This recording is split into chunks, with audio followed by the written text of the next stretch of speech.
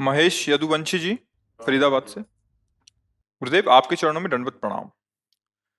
गुरुदेव, त्रिगुणातीत अवस्था को कैसे प्राप्त किया जा सकता है? क्या निरंतर भगवत नाम जप एवं स्मरण से त्रिगुणातीत अवस्था प्राप्त की जा सकती है? जब हम निरंतर भगवान नाम का जप करते हैं, स्मरण करते हैं, तो किस अवस्था में होते हैं? यहाँ जो कुछ भी ब्रह्मा के द्वारा रचा हुआ सब त्रिगुण के अंतर्गत है।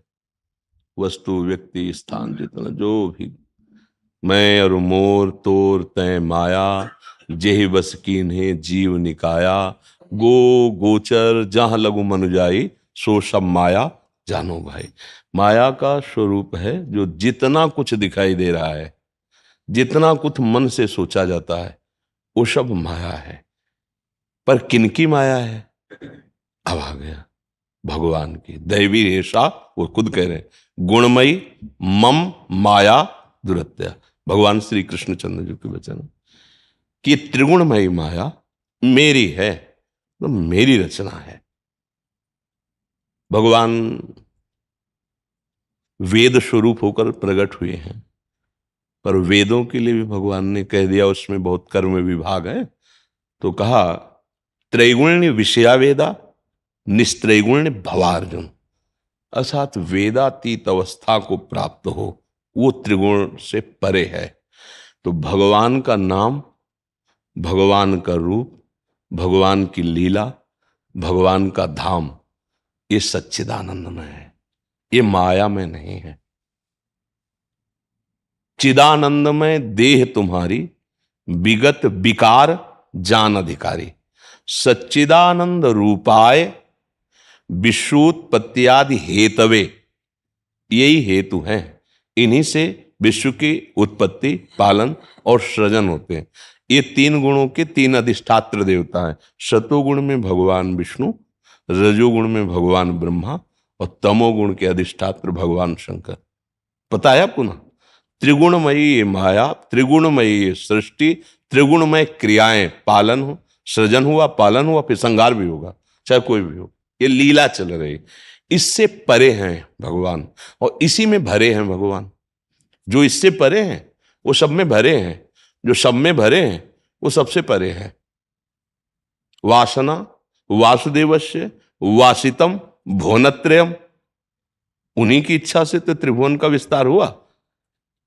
जो त्रिभुवन का विस्तार हुआ तो सर्वभूत निवासोस्मि वासुदेव नमस्ते। वासुदेव की ही इच्छा से ये त्रिगुणमयी माया प्रकट हुई, उसी में पूरे त्रिभुवन अनंत ब्रह्मांडों का विस्तार हुआ, और जिससे विस्तार हुआ वो वासुदेव हैं, और जो सब में रमा हुआ वो भी वासुदेव ही हैं। ये जानने के लिए पहले त्रिगुणमयी माया के द्वारा रचित जितना भी नानात्व है इसका चिंतन छूटे। अनन्यस चिंतयन्तो माम, भगवान ने कहा ना।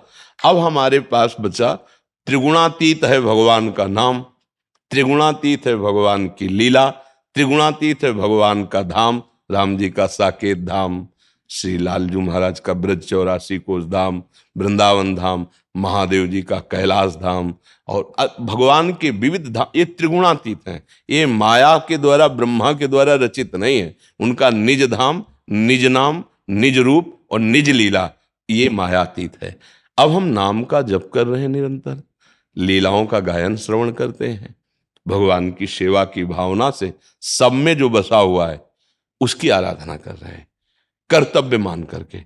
पत्नी, पुत्र, परिवार, जो भी जिसके साथ जैसा व्यवहार, ठीक वैसे व्यवहार, संयम के अनुसार व्यवहार नहीं बिगड़ना चाहिए। जिसके साथ जो संबंध वैसा ही व्यवहार, और अंदर से भाव कि मेरे प्रभु हैं। खत्म। इस त्रिगुण संसार में रहते हुए भी आप त्रिगुण माया के परिणाम का जो दुख है, जन्म मरण नाना प्रकार, ये आपको नहीं प्राप्त होगा। पर नाम त्रिगुणातीत है, भगवान का रूप त्रिगुणातीत है, भगवान की लीला त्रिगुणातीत है। तो अब हम भोजन क्या करें? है तो माया का, भगवान को पवाओ। अब जो पाया वो त्रिगुणातीत हो गया, क्योंकि भगवान को अर्पित किया, प्रसाद हो गया। वस्त्र जो नए आए, पहले प्रभु को स्पर्श करा दिया, अर्पित किए। ऐसे हम त्रिगुणातीत होते हैं। हमारा देखना, सुनना, खाना, पीना, चलना, फिरना सब भगवत संबंध से जुड़ गया। अब आप माया मुक्त हो जाएंगे। हमारा ये सब माया में जुड़ गया, शरीर में जुड़, अब आप जन्म मरण बंधन को प्राप्त, बिल्कुल भक्ति का सहज सरल ये साधन, जिससे हम परम पद प्राप्त कर लेते हैं। कोई संशय इसमें? जी।